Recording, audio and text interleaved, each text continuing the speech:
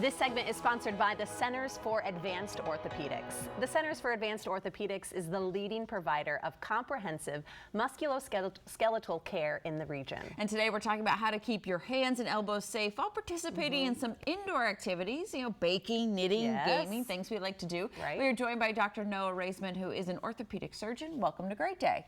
Thank you for having me. Great to be here. There's days we can't get outside. There's days we just want to relax inside. But how are these activities, baking, knitting, putting us at risk?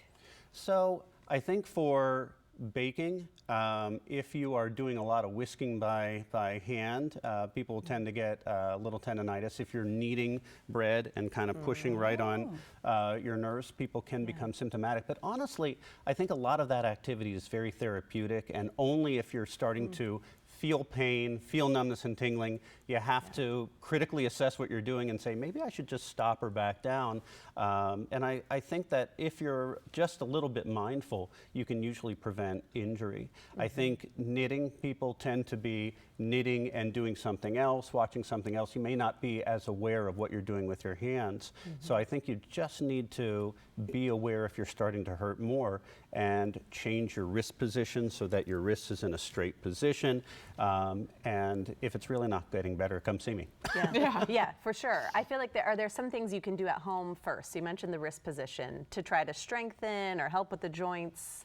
I mean, I think just like a sports injury, your initial principles are first, if it's a continued exposure, stop the exposure. So if you're feeling it when you do a certain activity, you back off that activity. But then rest, ice, anti-inflammatories, elevation if it's swollen, but it's really the same principles as you would for a sports injury.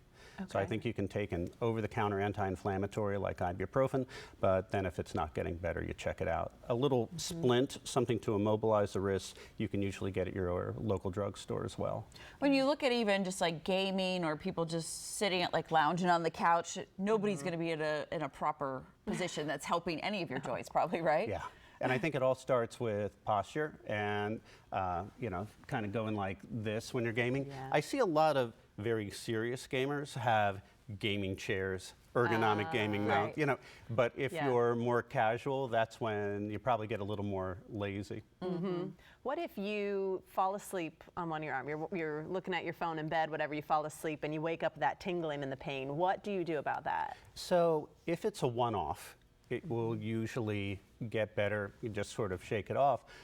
If it's becoming something more persistent, that can be the harbinger of nerve damage. And if it's not getting better, you can get an elbow splint. If you look up cubital tunnel elbow splint on Amazon, for example, all it does is it keeps your elbow from coming up like this.